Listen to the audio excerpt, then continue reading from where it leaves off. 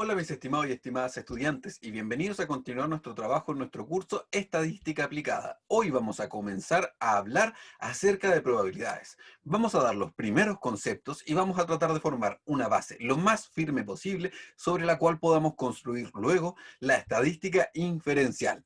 Así que no esperemos más y empecemos de inmediato con ello.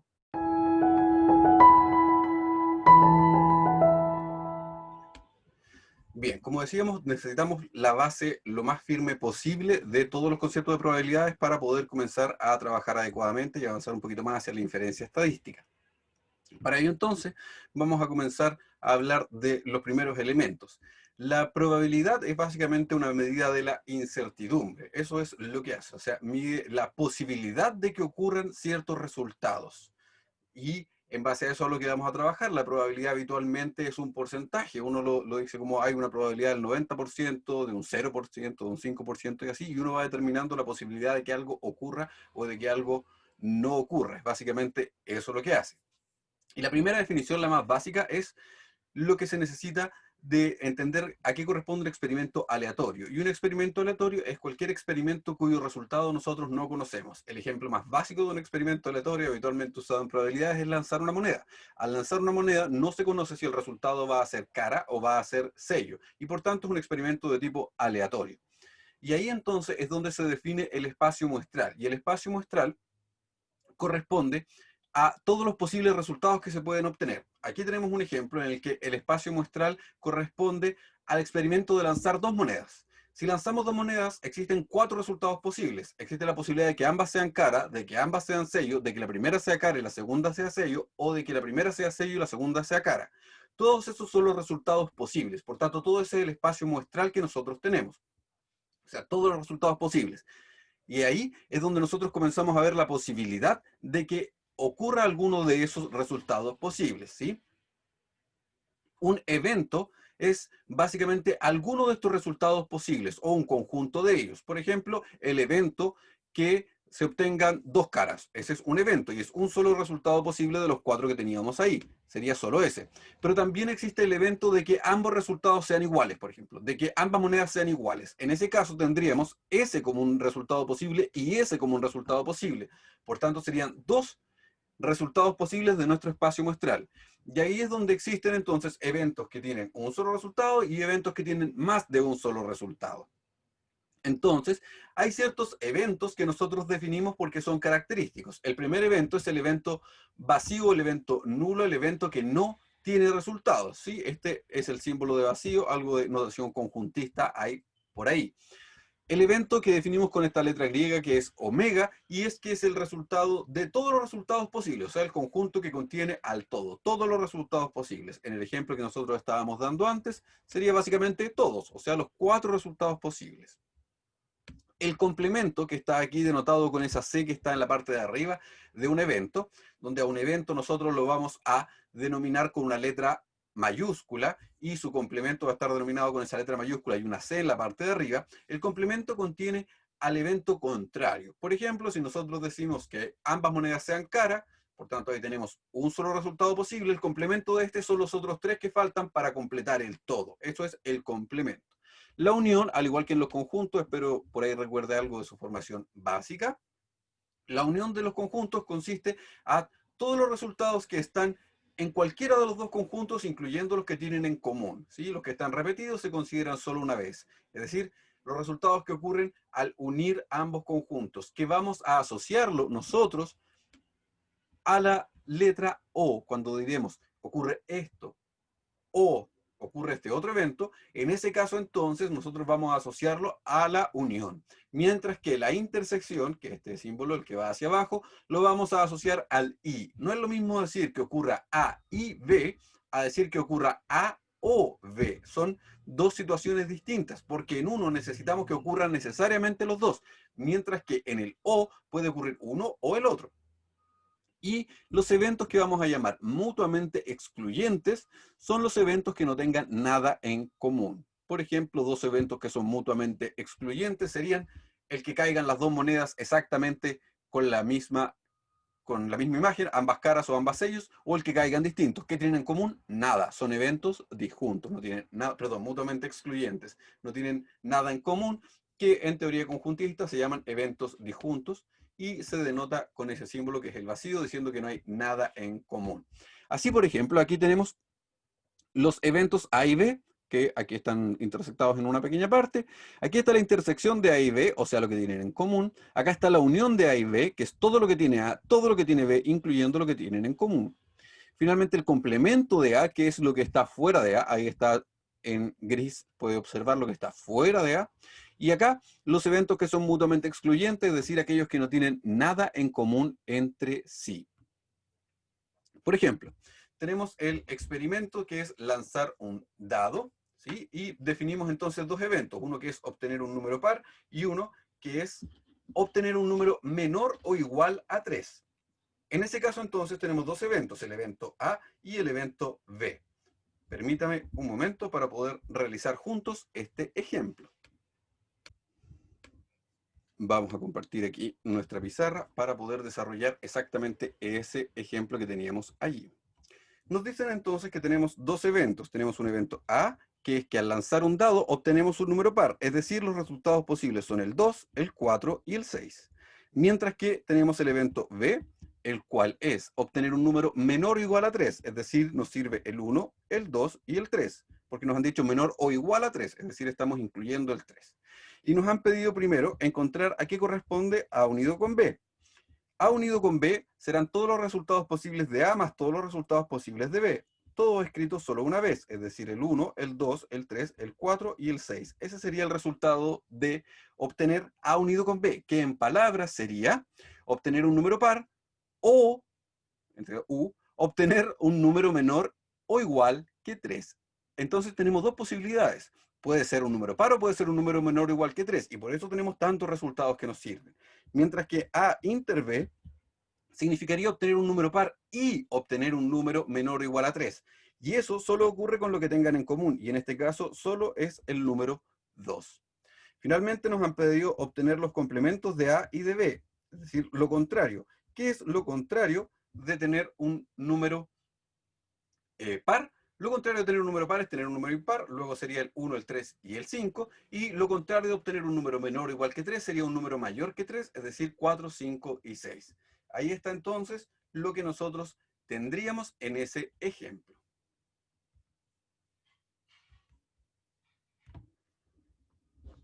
Continuemos.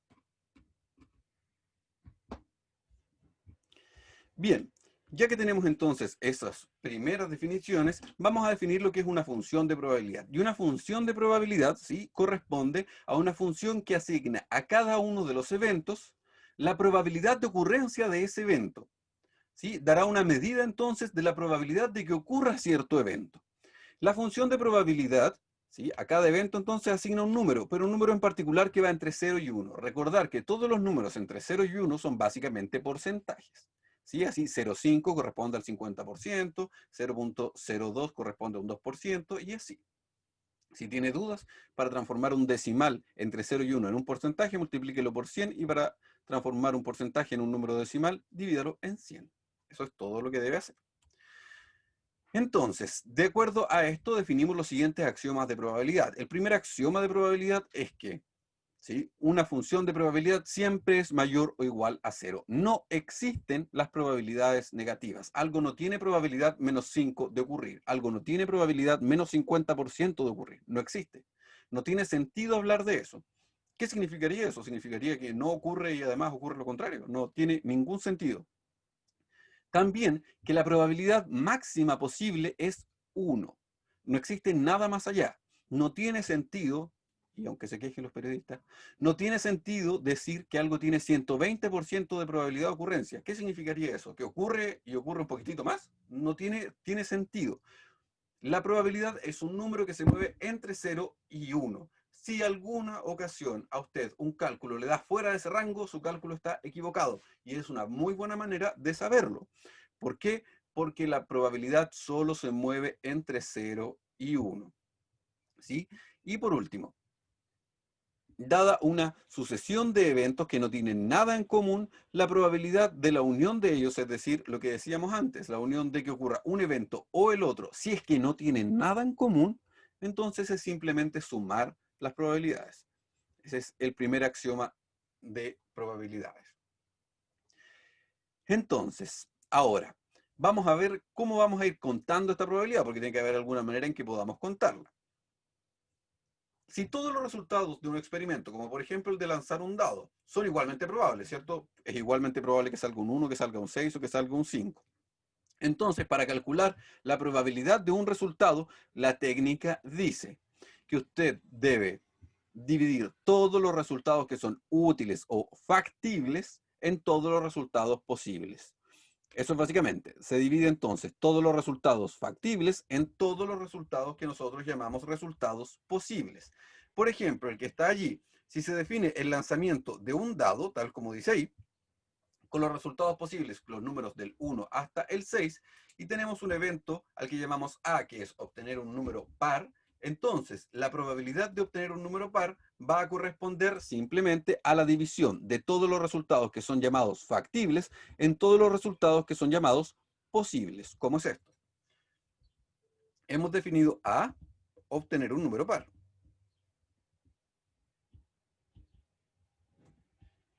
Y por tanto, la probabilidad de obtener un número par correspondería a todos los resultados que son factibles en los casos posibles. Un dado tiene 6 caras, por tanto los resultados posibles son 6. Pero los resultados que no son útiles son solo 3, el 2, el 4 y el 6. Por tanto es 3. Y por tanto, esto es lo mismo que un medio, es decir, 0,5. La probabilidad de obtener un número par al lanzar un dado es 0,5, lo cual se traduce en un 50%. Recuerde que para pasarlo a porcentaje, usted simplemente multiplica por 100. Para ir hacia el otro lado, usted simplemente divide en 100. Ahí está. Entonces, ya definido la primera regla, y esa es la regla más útil a la hora del cálculo de probabilidades. Entonces, vamos al siguiente. La regla de la multiplicación dice que si un conjunto tiene k elementos, ¿sí? Y tiene n sub 1 en el primer conjunto, n en el segundo, y así hasta n sub k elementos en el késimo conjunto, ¿sí? Entonces, se desea formar una muestra de k elementos, tomando un elemento de cada uno de los k conjuntos. La cantidad de muestras que se pueden tomar corresponderá a la multiplicación de la cantidad de elementos que tiene cada uno de los conjuntos. ¿Cómo es esto? El mejor ejemplo es ese que está ahí. Hay 20 candidatos para 3 puestos de ingeniero, ¿sí? Y entonces, ¿de cuántas maneras se pueden ocupar los 3 puestos? Y aquí es donde empieza a entrar la regla multiplicativa. La vamos a entender mucho más fácil con este ejemplo. Si decíamos que tenemos 20 candidatos y tenemos 3 puestos, el puesto 1, 2 y 3. ¿De cuántas maneras distintas, cierto? ¿Sí? Podrían ocuparse esos puestos de ingeniero. Pues bien, muy simple. Para el primer puesto van a haber 20 candidatos. Pero para el segundo puesto ya no van a haber 20, porque el primero lo ha usado alguien. Por tanto, en el segundo puesto habrán 19 candidatos. Y en el tercer puesto habrán 18 candidatos. Es decir, nosotros podemos ocupar esos puestos de acuerdo a la regla de multiplicación de un total de 20 por 19 por 18 maneras distintas. Y ahí usted puede calcular a cuánto corresponde ese número. Esto es lo que está diciendo la regla de la multiplicación para el cálculo de probabilidades. Ahora vamos a ver cómo lo vamos a ir usando. En el siguiente está la regla de las permutaciones, ¿sí? Si tenemos un conjunto de n elementos distintos y deseamos seleccionar n minúscula elementos de ese conjunto y acomodarlos en n minúsculas posiciones, ¿sí? Entonces el número de permutaciones diferentes de estos elementos, tomados a la vez, se define como esa expresión que se encuentra allí. Entonces, lo importante es tener en consideración que participan todos los elementos, absolutamente todos, se eligen los n y se sacan grupos de n minúscula elementos. Y aquí importa el orden, sí, nos importa el orden en el que lo estamos ordenando. Se pueden repetir y eso dependerá justamente de lo que estemos trabajando. En este caso, no se pueden repetir. Entonces, nos dicen que se desea conducir un vehículo en secuencia desde un punto inicial hasta 5 ciudades. ¿Cuántas rutas distintas se pueden lograr? Se supone que nosotros vamos de una ciudad hasta otra y vamos logrando 5. Entonces nos están preguntando de cuántas maneras, ¿sí? De cuántas maneras podemos ordenar 5 elementos. Básicamente es esa la pregunta. Entonces nos están preguntando de cuántas maneras podemos tomar 5 distancias, o sea, 4 rutas en este caso, de las 5 que existen. Vamos a ver, tratar de aclararlo un poquito con un pequeño dibujito en este caso. Tenemos 5 ciudades.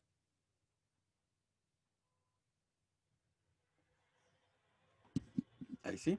Tenemos 5 ciudades, las vamos a llamar A, B, C, D y E. Y de manera secuencial nosotros podemos ir de una ciudad hasta otra, ¿cierto? Ahí hay una manera de hacerlo, pero podríamos tomar otra manera de hacerlo y podríamos ir así. Ahí ya tenemos las suficientes. Entonces lo que tenemos son 5 elementos, porque son 5 rutas, por tanto nuestro n mayúscula son 5. ¿Y cuántos queremos sacar? Queremos sacar grupos de 4 elementos, ¿sí? Entonces lo que estamos haciendo aquí es justamente ello, una permutación. Por tanto, lo que queremos hacer es una permutación de un grupo de 5 elementos en pequeños grupos de 4. Para ello entonces se calcula como dijimos, lo vamos a dejar acá, n minúscula, n mayúscula, n factorial dividido en n menos n. Este símbolo del factorial está disponible en todas las calculadoras, pero por si usted no lo recuerda, el factorial de 3, por ejemplo, corresponde a 3 por 2 por 1. El factorial de 10 corresponde a 10 por 9 por 8 por 7 y así hasta llegar al 1. O sea, es la multiplicación de todos los números anteriores, incluyendo el número que está nombrado. En este caso, entonces, tenemos 5 factorial dividido en 5 menos 4 y eso factorial. Eso es lo mismo que 5 por 4 por 3 por 2 por 1, pero el 1 no lo vamos a incluir y abajo 1 factorial que es simplemente 1. Así que tenemos 20 por 6 dividido en 1, lo cual es lo mismo que 120. Por tanto, ¿de cuántas maneras distintas podemos combinar el viaje entre las 5 ciudades? Pues bien, de 120 maneras. Eso es lo que se conoce como una permutación. Vamos al siguiente. La siguiente es la regla de las particiones. La regla de las particiones dice que si nosotros tenemos un conjunto de n elementos y deseamos repartirlo en k conjuntos, en donde cada uno de ellos contiene n sub 1 elemento, n sub 2 y así hasta n sub k elementos, el número de particiones posibles que nosotros podemos lograr son las que están determinadas mediante la expresión que aquí se encuentra. Entonces, una partición básicamente es tomar el conjunto y hacerlo en pequeños subgrupos, donde obviamente no se puede repetir un elemento dentro de otro. Así como dice acá, tenemos 12 analistas de sistemas y deseamos asignar 3 personas al trabajo 1, una persona al trabajo 2, no, perdón, 4 personas al trabajo 2 y 5 al trabajo 3. ¿De cuántas formas distintas podemos asignar este trabajo? Y eso corresponde justamente a una partición. Entonces, tomemos este ejemplo y realicémoslo.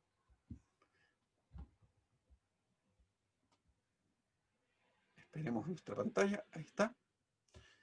Y ya. Tenemos entonces lo que dijimos, 12 analistas de sistemas y queremos asignar al primer trabajo un total de 3 personas, al segundo trabajo un total de 4 personas y al tercer trabajo un total de 5 personas. Con ello entonces tenemos las 12 personas. Lo que estamos haciendo es una partición porque estamos dividiendo el grupo completo. ¿Cuántas maneras distintas podemos particionarlo? Pues bien, será 12 factorial dividido en 3 factorial por 4 factorial por 5 factorial. Y ahora procedemos a ordenar un poquito esto. Lo vamos a hacer como 12 por 13, perdón, 12 por 11 por 10 por 9 por 8 por 7 por 6 por 5 y hasta ahí lo vamos a dejar y vamos a dejar el factorial, porque eso es 5 por 4 por 3 por 2 por 1. Y acá tenemos 3 por 2, 4 por 3 por 2 y 5 factorial. Y comenzamos a simplificar. Y acá hacemos 4 y 2, simplificamos con 8, 3 y 3 simplificamos con 9, y este 2 lo podemos simplificar acá y tenemos 6. Por tanto, lo que nos queda es 6 por 11 por 10 por 7 y por 6. Y usted puede sacar la cuenta de cuántas maneras distintas entonces podemos efectuar esta asignación que corresponde a la idea de una partición. Vamos entonces a la siguiente. Está la regla de las combinaciones. Pues bien, ¿qué son las combinaciones? Las combinaciones son grupos en donde no importa el orden de los elementos, ¿sí? Donde no importa cómo los ordenamos. Eso es un detalle muy importante. Entonces, en donde no importa, eso es súper importante, el orden de los elementos, ¿sí? Tenemos un total de n mayúscula elementos, ¿sí? Tomados en grupos de n minúscula elementos. Entonces, ¿de cuántas maneras distintas podemos escogerlo? Pues podemos escogerlo tal como está ahí con ese desarrollo. El ejemplo que está allí dice que se contratarán 5 ingenieros entre un grupo de 60, o sea, nuestro grupo N mayúscula tiene un total de 60. ¿De cuántas maneras podemos seleccionar este grupo de 5 personas? ¿Sí? Entonces, eso simplemente corresponde a una combinación de 60 elementos en grupos de 5. Vamos a hacer entonces ese desarrollo ahora. Para hacer ello entonces lo que tenemos es 60 factorial dividido en 5 factorial por 60 menos 5, todo ello factorial. Es lo mismo que 60 por 59, 58, 57, 56 y 55, lo vamos a dejar hasta ahí, factorial, dividido en 5 factorial por 55 factorial. Y ahí podemos simplificar de inmediato esa parte y tenemos 60 por 59 por 58 por 57 por 56. Y acá tenemos 5 por 4 por 3 por 2 por 1. Y podemos simplificar 5 por 4, 20 y acá hacemos 3. Y luego S3 con S3 y ya está. ¿Sí? Y luego podemos hacer con este 2 de aquí, podemos simplificar el 58 que sería 25, 26, 27 y 29. 29. Y ahí está entonces. Tenemos 59 por 29 por 57 por 56. Y ahí está. Dígame. Profesor, Dígame. 5 por 4 es 20, no 3. 5 por 4 es 20. ¿Sí? Sí, ya me... 5 por 4 por 3 es 60. ¿Sí? Espero que sí. Y ahí Sí, está. sí, entendí. Perdón. No hay problema.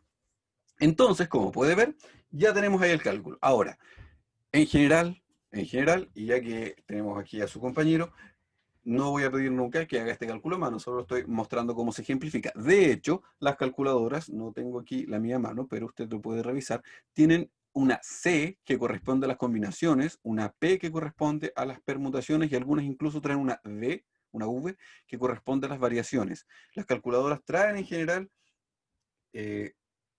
por ejemplo, NCR. Esa tecla, si usted la busca en alguna de sus calculadoras, corresponde a la combinación justamente escrita así. Es equivalente a hacer eso.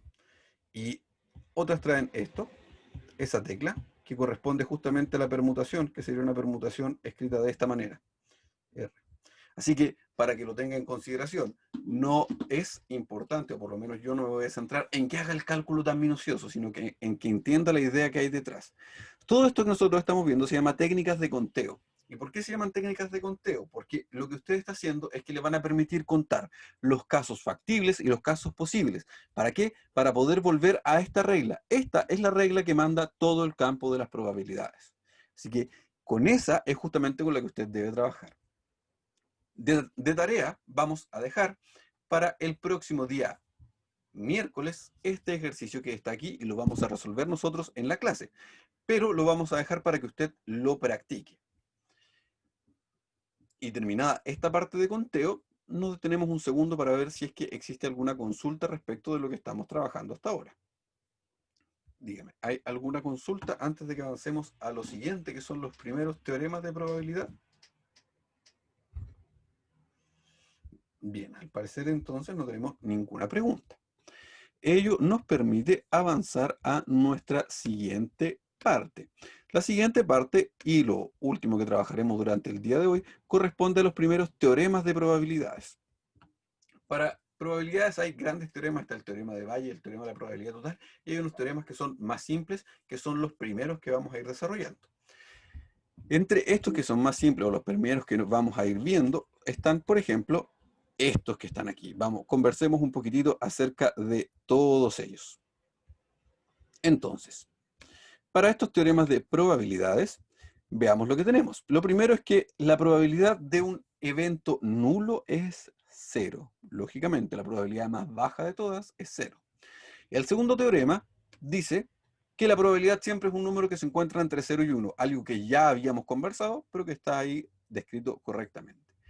El tercer teorema es muy importante, porque dice que básicamente la probabilidad de un evento complementario es igual a 1 menos la probabilidad del evento por sí solo. Es decir, la probabilidad, por ejemplo, de que salga un número par en un dado es lo mismo que 1 menos la probabilidad de lo contrario, que sería la probabilidad de que salga un número impar. ¿Por qué? Porque dos eventos contrarios hacen al evento completo y la probabilidad del evento completo siempre es 1. Ese es un detalle súper importante. De hecho, es uno de los que más vamos a utilizar. Este dice que si un evento está contenido dentro de otro, entonces la probabilidad que está aquí dada, ¿cierto?, corresponde a la probabilidad del evento B menos la probabilidad del evento A, que a su vez va con el que está abajo, que dice que si un evento está contenido dentro de otro, por ejemplo, la probabilidad de obtener un 2 está contenido dentro de está contenido dentro del evento obtener un número par. ¿Sí? Obtener un 2 es más chiquitito y está dentro de obtener un número par. En ese caso, entonces, siempre va a ocurrir que la probabilidad del evento que está dentro va a ser menor o igual que la probabilidad del evento que está fuera. Para cualquier par de eventos, esta probabilidad que está aquí, que fíjese es la misma que estaba arriba, se calcula de esta manera, considerando que acá arriba el evento A está dentro del evento B, por tanto, ¿qué tienen en común el evento B y el evento A? Simplemente el evento A, por eso es que está definido así, pero este funciona para cualquiera sea, no importa el orden en que estén A y B. Finalmente, la probabilidad de la unión de dos eventos cualquiera siempre corresponde a la probabilidad del primero más la probabilidad del segundo menos la probabilidad de que ocurra uno y el otro, a la intersección. Recuerde que la intersección la asociábamos al i. Y entonces, aquí vamos a ver algunos ejemplos. Vamos con este primer ejemplo. Este primer ejemplo que está aquí dice que una moneda la vamos a lanzar 10 veces después de cada tirada. Y nos piden la probabilidad de tener por lo menos una cara. Vamos a ver cómo vamos a calcular esto. Escribir a mano todo el espacio muestral de esto sería muy difícil. Sería muy difícil. ¿Por qué? ¿Cuántas posibilidades tenemos? Piénselo nada más. Para la primera tenemos 2 posibilidades, para la segunda tenemos 2 posibilidades, para la tercera 2 posibilidades, para la cuarta 2, para la quinta 2, sexta 2 y así. ¿Cuántas posibilidades tenemos? Lanzamos la moneda 10 veces. Por tanto, tenemos todas esas posibilidades. 10 veces. Esas son todos los posibles resultados. Por tanto, lo que nosotros tenemos son 2 elevado a 10 posibles resultados.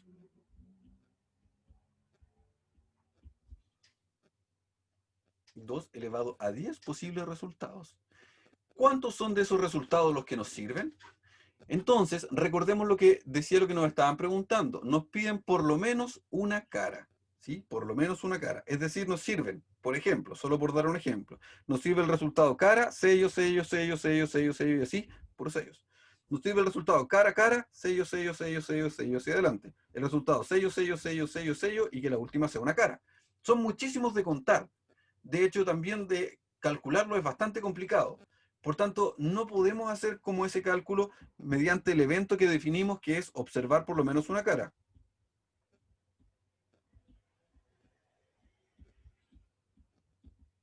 Pero lo que sí podemos hacer es escribir todos los sucesos posibles del evento contrario. ¿Qué sería lo contrario a observar por lo menos una cara?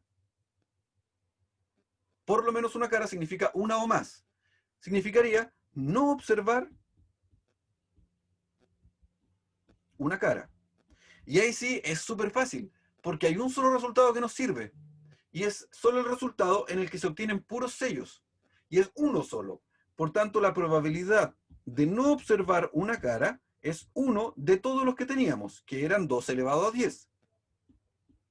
Ah, pero nosotros no nos preguntaron ese, sino que nos preguntaron la probabilidad de observar al menos una cara. Pero lo que sí sabemos por teorema es que eso corresponde a 1 menos la probabilidad del evento contrario, que en este caso es no observar una cara. Eso sería 1 menos 1 partido en 2 elevado a 10, y ahí usted puede hacer ese cálculo como 2 elevado a 10 menos 1 dividido en 2 elevado a 10. Y eso lógicamente corresponde a un número. También usted puede comprobar que ese número es menor que 1, así que nuestro cálculo a priori está correcto. Para eso es para lo que se usan esta clase de teoremas de probabilidades, para facilitar ciertos cálculos que serían muy complicados de otra manera. Vamos al siguiente. Entonces, se dice que en cierto suburbio residencial, ¿sí?, el 60% de las familias están suscritas a un periódico en una ciudad cercana, el 80% a un periódico local y el 50% de todas las familias están suscritas a ambos periódicos. Y entonces nos hacen una serie de preguntas. Vamos a partir definiendo los eventos. Vamos a tener un evento A, que es que una familia está suscrita a un periódico de tipo en una ciudad cercana. Periódico en una ciudad cercana. Y el evento B va a ser que una familia está suscrita a un periódico, pero a un periódico local. Y tenemos entonces las probabilidades. Y vamos a ver cómo vamos a ir definiendo estos eventos. Avancemos un poquito.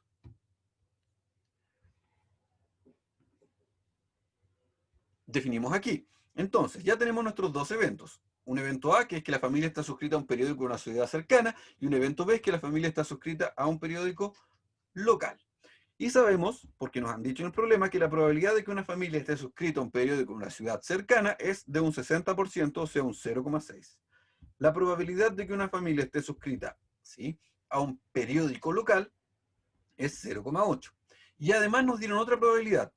Dice que el 50% de la familia está suscrita a ambos periódicos. O sea, la probabilidad de que alguien esté suscrito a un periódico de una ciudad cercana o suscrito a un periódico local es 0,5. Tenemos esas tres probabilidades dentro de nuestro problema. Y ahora sí, nos preguntan cuál es la probabilidad de que esté suscrita por lo menos a uno de los periódicos. ¿Sí? Por lo menos a uno de los periódicos. O sea, la probabilidad de que alguien esté simplemente suscrito. ¿Cuál sería esa? ¿Cuál sería el grupo total de las personas que están suscritas a uno de los periódicos? Aquí he cometido un error y lo vamos a reparar antes de que sea muy tarde. Dice que el 50% de todas las familias está suscrita a ambos periódicos, no a uno o al otro. Y aquí me he equivocado, sino a uno y al otro. Está suscrito a los dos al mismo tiempo. Y por tanto el símbolo que debía usar era S. Lo vamos a dejar aquí, recordando que S va asociado al O y ese símbolo va asociado al I. Y eso es muy importante para nosotros. Releyendo el problema, dice que el 50% de toda la familia está suscrito a ambos periódicos, o sea, a uno y al otro. Ahora sí, primera pregunta. En la primera pregunta nos han preguntado cuál es la probabilidad de que una familia se suscriba por lo menos a uno de los periódicos, es decir, que esté suscrito a un periódico en una ciudad cercana o esté suscrito a un periódico local. Ahí sí entra el O. Y vamos a recordar entonces el teorema de probabilidades, que esto corresponde a la probabilidad de A más la probabilidad de B menos la probabilidad de A inter B. Y como tenemos todos esos valores, podemos calcularlo. Se ha caído la pantalla, ahí sí. Y como tenemos todos esos valores, podemos calcularlos sin ningún problema. Esto será 0,6 más 0,8 menos 0,5. Eso corresponde a 1,4. Ahí sí, 1,4 menos 0,5, lo cual es 0,9. Por tanto, la probabilidad de que esté suscrito a uno o a otro periódico, al menos a uno de los periódicos, será de un 90%. O 0,9. Recuerde que eso siempre se puede traducir a porcentaje. Y ya está, hemos respondido la primera de las preguntas que habían planteadas en nuestro problema. La segunda es la probabilidad de que se suscriba exactamente a uno de los periódicos. La probabilidad de que alguien esté suscrito exactamente a uno de los periódicos, o sea, que esté suscrito solo a A o que esté suscrito solo a B. ¿Cómo vamos a resolver eso? Hagamos un poquitito los diagramas de Venn para entender lo que nos están preguntando.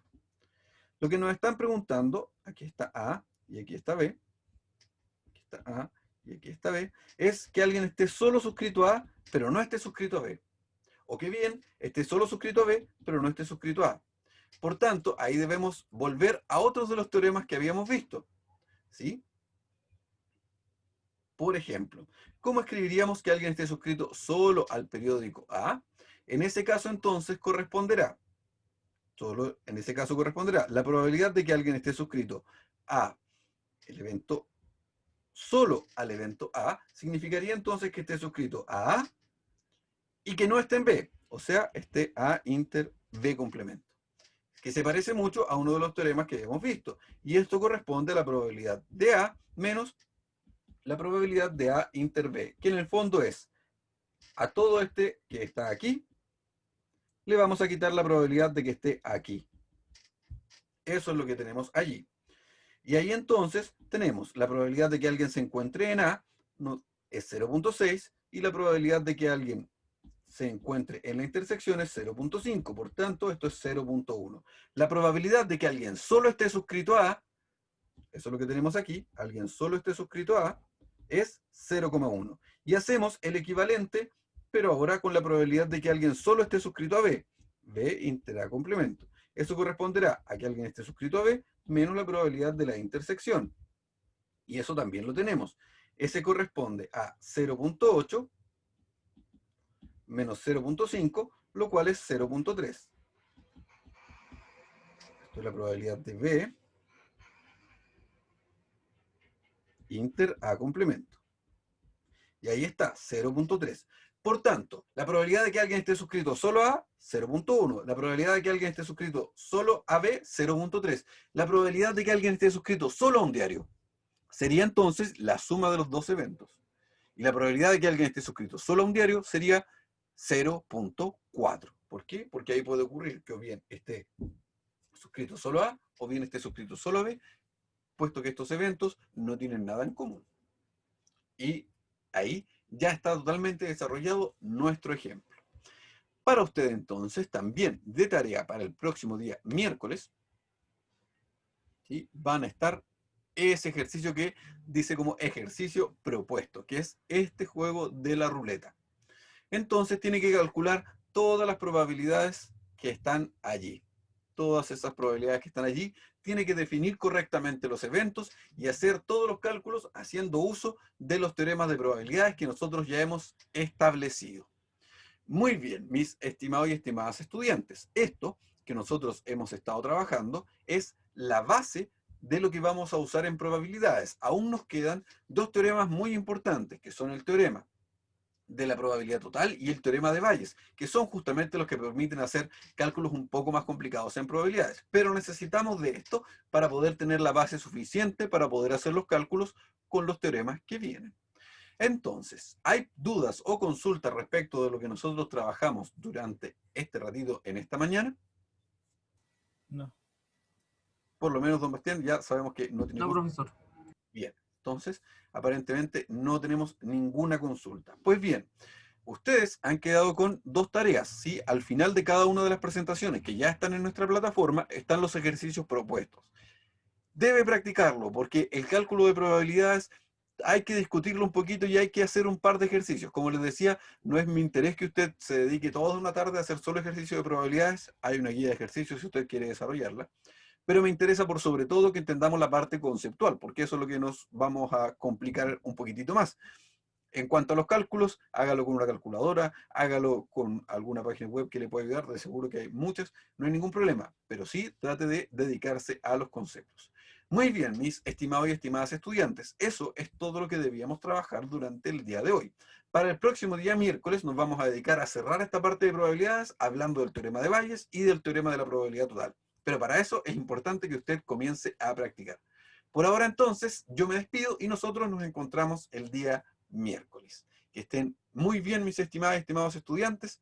Nos vemos en nuestra próxima clase. Chao, chao.